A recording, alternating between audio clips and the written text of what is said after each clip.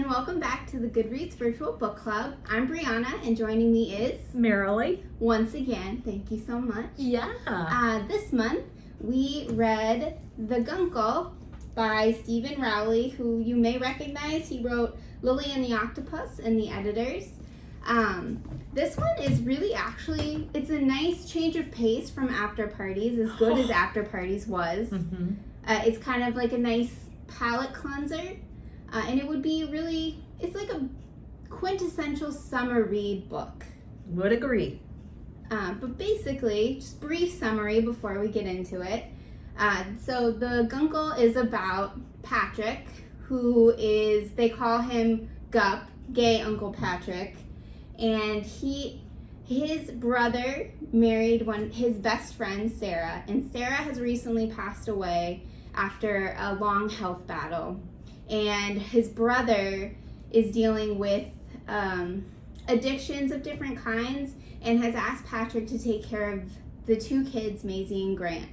And so this whole story revolves around how these three are trying to kind of mesh lives and form new lives in Palm Springs. It's the bare bones basis. That's the bare bones. This book also, which is awesome, has a really nice book club kit that was provided by the publisher, and I'll link this in the description if you guys want to check that out. And we are just going to go ahead and follow the reading group discussion questions as we talk about the Guncle.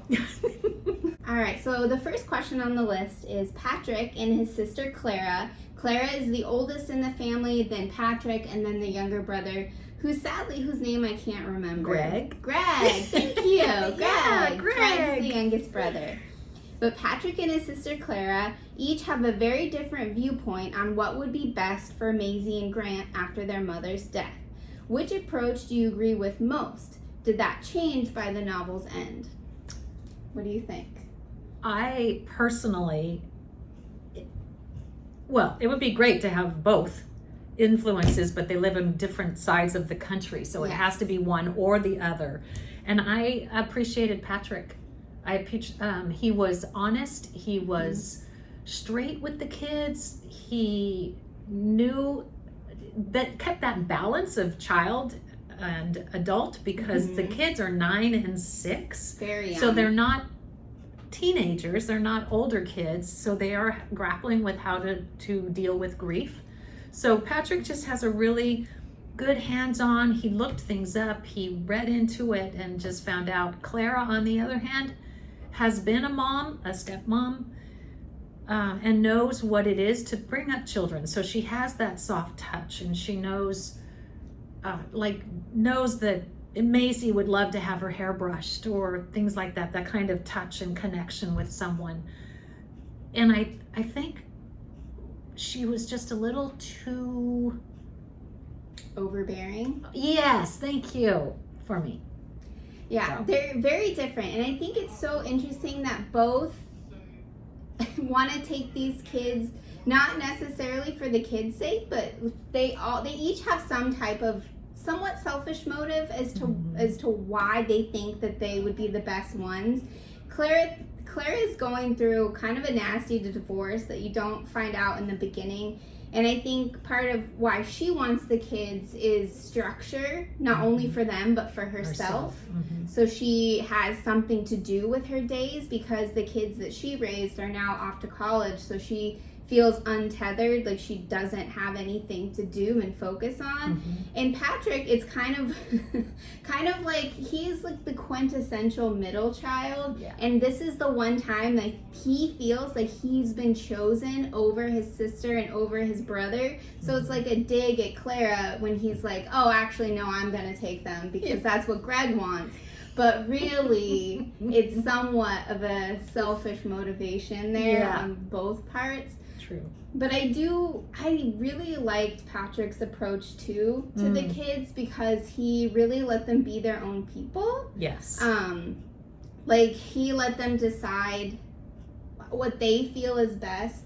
Like there's a scene towards the end when Greg is coming back out of his rehab, and he's talking to Maisie about all these things she likes and doesn't like, and it's changed.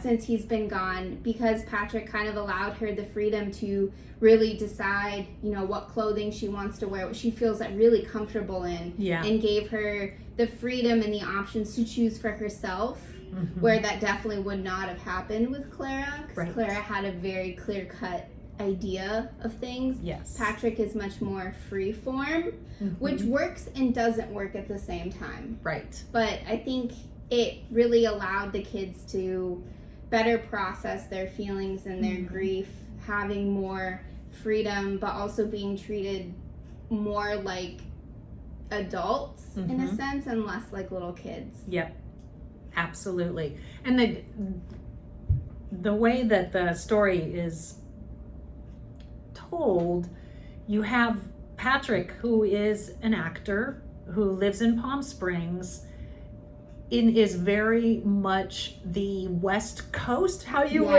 would think of West Coast being. Yes. And Clara is East Coast in Connecticut, and is very much like you think that would be too. It's kind of funny, but she works for nonprofits, and she knows legalese. She knows how to work through a system, and it has had that kind of background. So they come from extremely different lifestyles and stuff. So it's interesting. Yeah. So that also plays into this whole relationship. Yeah. I mean, and speaking of relationships, they also have all of this past sibling relationship that they have to deal with, and all of these relation changes in their sibling bonds. All three of the older siblings, Clara, Patrick, and Greg. And Clara and Patrick have they're somewhat at odds. Yes. With each other, because Patrick talks about his relationship with Clara, and how Clara was a way for him to do the things that he wanted to do, whether it be play with dolls or play dress up, because his dad was pretty against it and had very stereotypical gender norms, and Patrick already knew that wasn't him, that wasn't his personality, but saying, Clara wants me to do this, or Clara wants me to do that, was his way to get away with it. Right. Until Clara started developing her own personality and branched off, and then pushed him away. Yeah, and that really kind of threw a big divide in their relationship. Yeah. Yep. So true. All right, so question 2. Patrick is meant to take care of his niece and nephew for the summer, but Maisie and Grant prove to be just as impactful on Patrick. What do the children teach their uncle? Discuss the ways in which they learn from one another. So, I mean, I think they learn a lot. I think that it's interesting because Patrick, he was a TV star, but it's kind of like he's a fading TV star. Living out his, golden years in Palm Springs. He's very, I don't know, he's just, kind of relishing in, almost seniordom. He only eats brunch. He eats this supper and lunch and supper. He just makes his own little rules and his own little stuff, and the kids don't understand it, and they're that we don't know what any of this means. But he has this, I don't know. They compare him to Auntie Mame, and he has very Auntie Mame qualities, eccentricities. Yes, but he revels in the shock value of it a little bit. Yeah, he does. And so, he's going to look after his niece and nephew, which is, parenting is something that he never thought that he would do. But he's also dealing with his own intense grief, not only over losing his best friend Sarah, but also his partner he lost in an accident, and was never really able to come to terms with that, or to have any sense that he can move on from it, because he didn't really get to say goodbye. Yeah. So he's dealing with that as well. So they're both they ended up dealing with it a little bit together. I think that the kids teach him he is able to love and be loved, in a way that he doesn't think he is, and he's also, it's okay to open yourself up to new people and new things and new experiences, and you'll be accepted. Right. I totally agree. All three of them learned how to deal with grief in a certain way that brought healing for them. And it also helped Patrick to see outside of himself what he was missing by keeping himself so closed in and by himself. Then there is so much more that he could do in life and in living.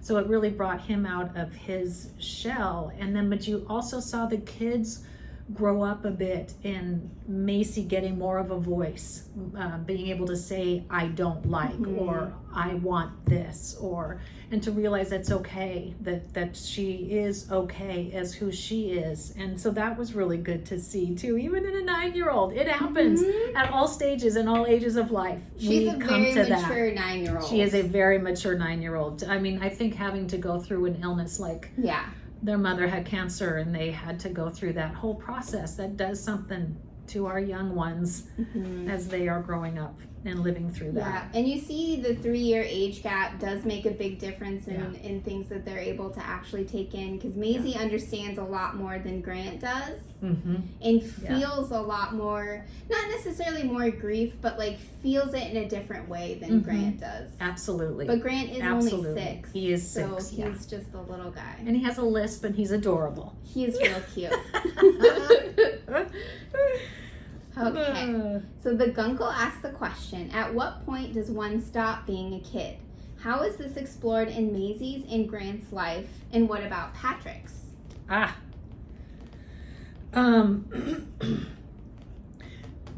Because grief is such a huge thing, it can push you out of childhood and allow you or make you or expect you or guide you to that next step in becoming an adult. And that's kind of what's happened with Maisie and Grant. And again, Maisie more than Grant because she is older. She's older. Yeah. She feels like she has to be strong for her brother and a good example for her brother, but also I think she feels like she doesn't really have anyone to lean on because her mother is gone and her father is away. So she's lost all of her support. And that is something that the two of them work out together. She learns to be a kid as they make these YouTube videos. The kids are in love with YouTube. And so they want to make videos. And Patrick starts working with them on these videos and just showing them that it's about having fun. You don't just stand there and talk about something. So they do crazy things in these videos. And it just gives Maisie a chance to be a kid and to have fun. And so there's this growth and change in both of them where Patrick's becoming more of an adult because he's beginning to take on responsibility and to see outside of himself and still keep kid. Because guys, people, we don't grow up just because we age necessarily. So he gains back a little bit of his kidness, and the kids grow up a little bit into their adultness. So it's a kind of a balance of the two. Absolutely. And I think the different forms of grief, and I feel like Patrick seems stuck where he can't grow anymore, or so like sometimes he'll describe it as there's like no point to it, there's no reason for it because he doesn't have anything to grow to, and the kids give him a reason to continue growing as a person, to wanting to be more mature and like take control over his life again, because he's just kind of like existing. Left it. He's just existing. He's let his career fizzle out. He hasn't really kept in contact with his friends or people that he loves and knows, even his own family, really. He's just kind of secluded himself in his little mansion in Palm Springs until these kids come in and kind of upend everything in the best way. Exactly.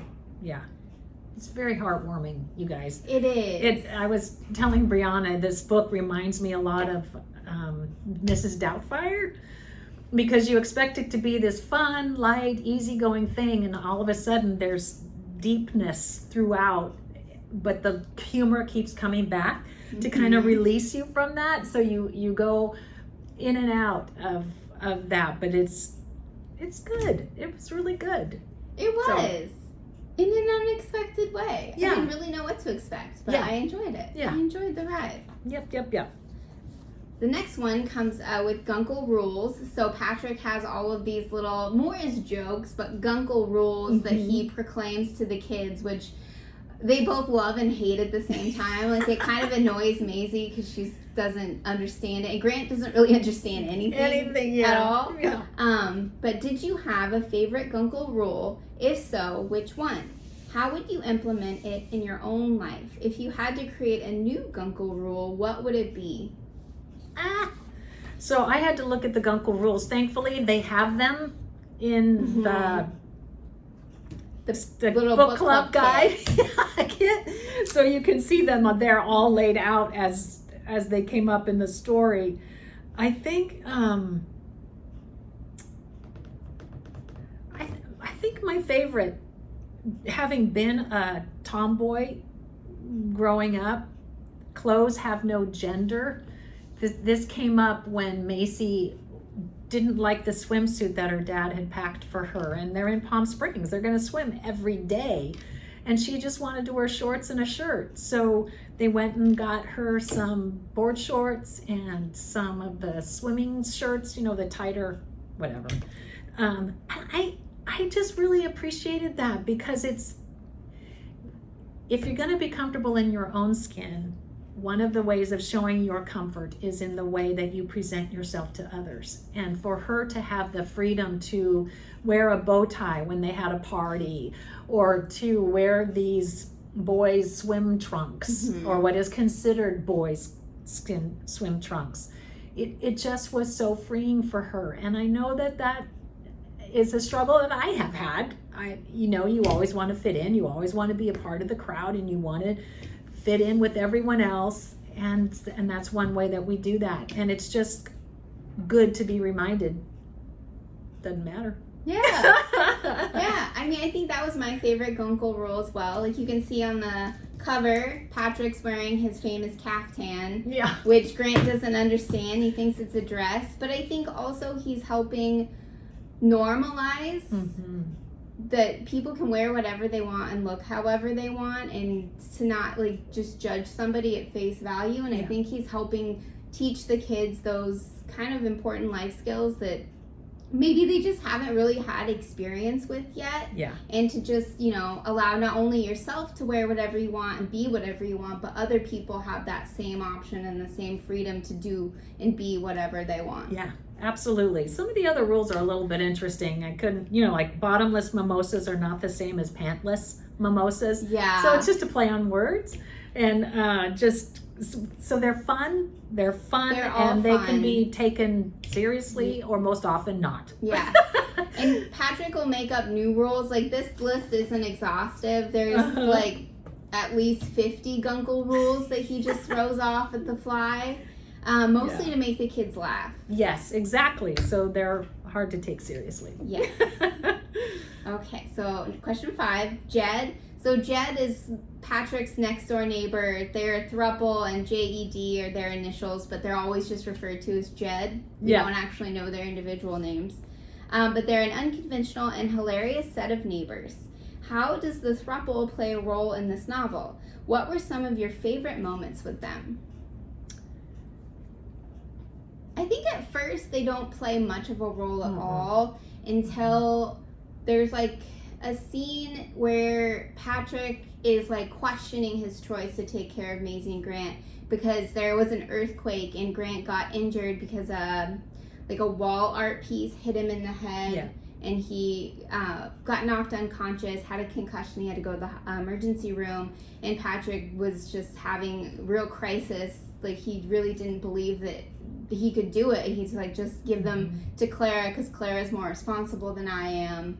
Just having a lot of really intense, what's the word I'm looking for? Feeling like he's a failure, he's not responsible enough to take care of them. He's not set up to take care of them, or good enough to take care of them. And so he goes, and then the Jed babysits the two kids. And I think it's interesting how they come in, because they remember Patrick before he lost his partner Joe, so kind of Patrick at his peak. And that's when we really start getting a glimpse as to what Patrick's really like outside of his grief that's been all consuming for him. Yeah, absolutely. They also they seem kind of superfluous at the start, like we just need neighbors so we'll have them, but then John in particular, it comes in at just the right moment to give a good advice to Patrick. Yeah. He's like Mr. Wilson in Home Improvement. Yeah, totally. They're there for life lessons. Yes, exactly. And so he just is able to say the right thing, do the right thing, and just bring that kind of depth that Patrick has missed or doesn't have in himself, and he brings that out. And so he becomes a very good counselor for Patrick. So that I think that's I think my favorite moment with him, I'm not going to remember it exactly, is when he comes over to the house and is with Patrick out in the backyard and just gives him a back rub, settles him down a little bit, and just talks to him about the very basic things in life instead of the overwhelming big things, so that it brings Patrick back into a manageable place from which he is left. So it's just, they're good little side folk. They are. They really are. Yeah, they are. All right. So grief is a major theme throughout the Guncle. Discuss the different ways in which Patrick, Grant, and Maisie each learn to cope with their grief. How do Patrick's memories of Sarah come to impact all of them? And does the endless sunshine of Palm Springs help or hurt them in these darker moments? Wow, the whole book is really about them dealing with that grief. And many different types of grief, like yeah, the struggle of growing up, changing, evolving, losing loved ones, lost friendships or lost possibilities. Yeah, it's a grief over a lot. Like Sarah was his best friend, and he felt pretty betrayed when she started dating his brother. Even though he told her it was fine, it wasn't fine at all. And I don't think their relationship ever recovered, and I feel like Patrick feels a lot of grief over never repairing that relationship, especially now that he can't repair that relationship. And I think he knew a very different side of Sarah, obviously, than his kids did, but even than his brother did. And having to decide if and when he wants to showcase this different side of Sarah to the kids. Which helps them to deal with their grief when he does. He knew Sarah in college, so they had a freer relationship, just fun, doing crazy things. And one of the scenes I love is that they decide to have Christmas in July, and Patrick gives each of the kids a picture of their mom from when they were in college. Patrick and Sarah were in college, and it just, this is my mom? Oh, and just to have that memento of her, and to be reminded of who she is, who she was, and then learn about her at that age, to learn that whole different side of her that they would never have the opportunity to know. It was a very touching time. I really enjoyed that. And I think the use of the Palm Springs weather was kind of a gauge for where they were in their relationship as they were going through the grief, because it just got hotter and hotter and hotter as they got closer and closer to the truth and to their grief. And it just kind of echoed where they were going in their life. I don't know that it helped or hurt. I think in a way it helped, because it did, like as you said, it got hotter and hotter and hotter until it reached a breaking point. Where I think especially with Maisie, because she's dealing with a lot of really complex emotions that she really doesn't know what to do with. And so like one of the hottest days finally reaches its breaking point, and she just kind of explodes. She just is unhappy because things are different. I mean, she's unhappy but happy at the same time. She just doesn't know how to feel. So she takes it out on Patrick, but it actually makes them all grow closer together. Yeah, because he has to learn to deal with all of their emotions on top of his own. And so if you haven't read it, just read it. Yeah, it's a sweet moment. And this couple's like parenting is hard, but it gets better, and they buy their meal. And, and it does make them all grow closer together. But I think you really see how things play. Like Grant is kind of oblivious to it all. He's more concerned with his food, but he is only 6. He is 6. And Maisie just is dealing with all of this that she doesn't know how to deal with, and her uncle is the only one that's there. And so I think she's kind of testing the bonds of their relationship too by saying these things that she doesn't necessarily mean, but seeing how he'll react. Like, oh, if I say this, is this going to get taken away? Is this support system going to get taken from me too? And then, finds out that no, it's not, and it's always going to be there, and their relationship just grows stronger. Yeah, absolutely. And one of the catalysts is it's Sarah, the mom's birthday, and they just, it's that kind of thing where Maisie again was testing the waters to see, are we just going to forget her? Are we going to celebrate her? What are we going to do? And is it okay to be grieving right now? What can I do? What is all right? So it's, I was impressed by the way Steven Rowley dealt with all of that and brought in these different aspects of grief just in this little book. and how he dealt with it both humorously and very emotionally. So I was impressed. Because it's also like, not only should we deal with this grief, but is it even okay to move on? Is it okay to feel happy? Should I feel happy? So, and I think both Maisie and Patrick deal with that more than really anybody else. In the novel. I would agree. All right. So this is going to introduce a new character. Why do you think Emery is the first person Patrick considers opening his heart up to since Joe's death? How is Patrick now ready to explore a relationship? So Emery is like somewhat of an acquaintance of Patrick's. When Patrick's throwing this Christmas in July party, he's invited, and Emery is kind of like I think he's on a teen TV show, like a star of a teen TV show. So he's very young. Well, not as young as this TV character, but younger than Patrick.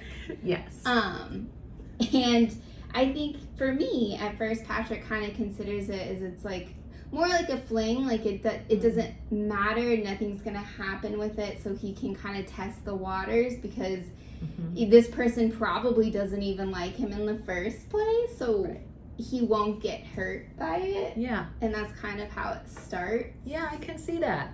I hadn't thought about that. But then Emery is the one that comes back and pursues the relationship. So that makes total sense.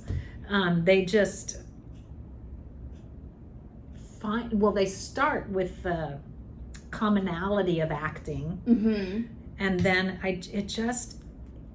Patrick begins to see in Emery a realness that isn't always available or seen in the acting world as far as he's experienced. So it becomes more when Emery just kind of goes with the flow and helps with their grief and becomes a part of the equation. And so it's a really nice introduction. It is. And there's another really cute scene with them where Patrick finds out by happenstance that Grant and Maisie have been sleeping in his room every night and then leaving before he wakes up, and he didn't know. And so they like scare him, and then they all have a slumber party, which is very sweet. It was, and Emery was right there with them. It was great. Went to make the popcorn.